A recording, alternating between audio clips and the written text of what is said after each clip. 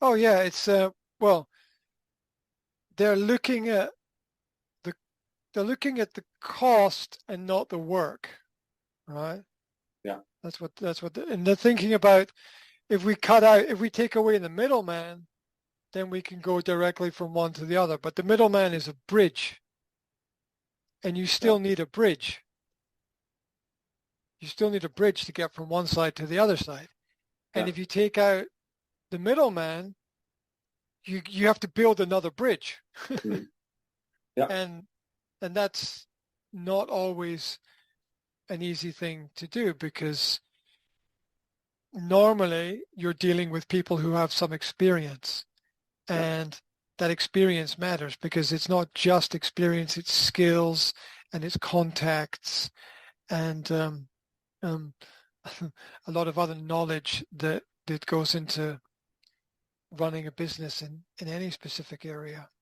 And so it can be a huge danger to cut out the middleman in any kind of scenario. And you also don't know what problems the middleman solves Yeah. Yeah. Yeah. that you don't know about. There's there's a whole industry and area there of and what you're paying someone to do is solve problems. That's what you're paying Mm. someone to do is solve a problem.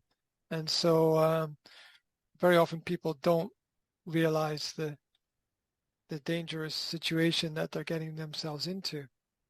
Um, well, here's another interesting perspective. Now, what you said about the selling outside of the circle is very important because the within the circle you don't really sell. You have to sell outside. You have to sell externally. You can't make your own product and buy your own product from yourself, right? And No. sell Yeah. it to Yeah. yourself. You can't really do that. It's a very fast downward spiral.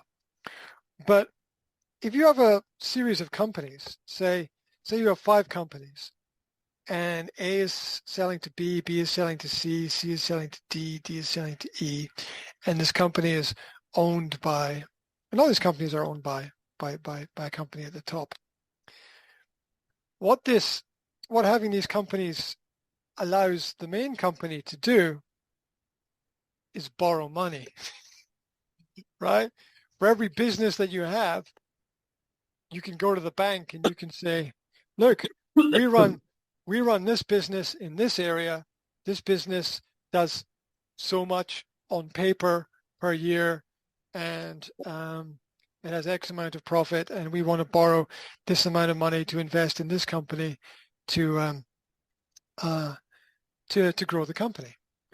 And so it can very much appear as if there is a company doing a lot of business when a company is just selling to itself. The benefit of that is that you can borrow money from a bank to invest in the company.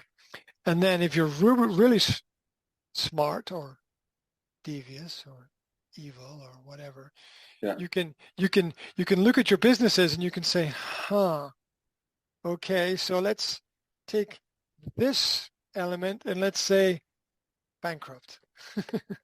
Yeah. All right. And let's say the business has failed, it's bankrupt.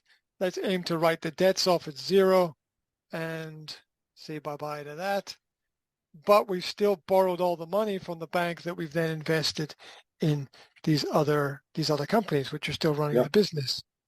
And then you can add in another business. You can sell to your new business. You can borrow money from that, and you can take one of the older businesses, um, smaller, bigger, doesn't matter. You can claim it's bankrupt and write the debts off on that. Now, it's a very dangerous path to go down, simply because you have to pay off a lot of people to make it work. But it's what happens a lot of the time, that people are living within the circle and they don't really realize it. In fact, if you go to the top of the pyramid, if you go to the very top of the pyramid, there's only about 10 companies that own everything in the world. Mm. There's only about 10 companies.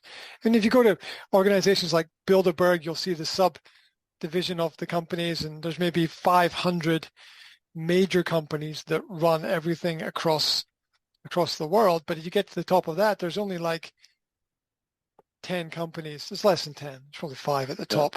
Yeah.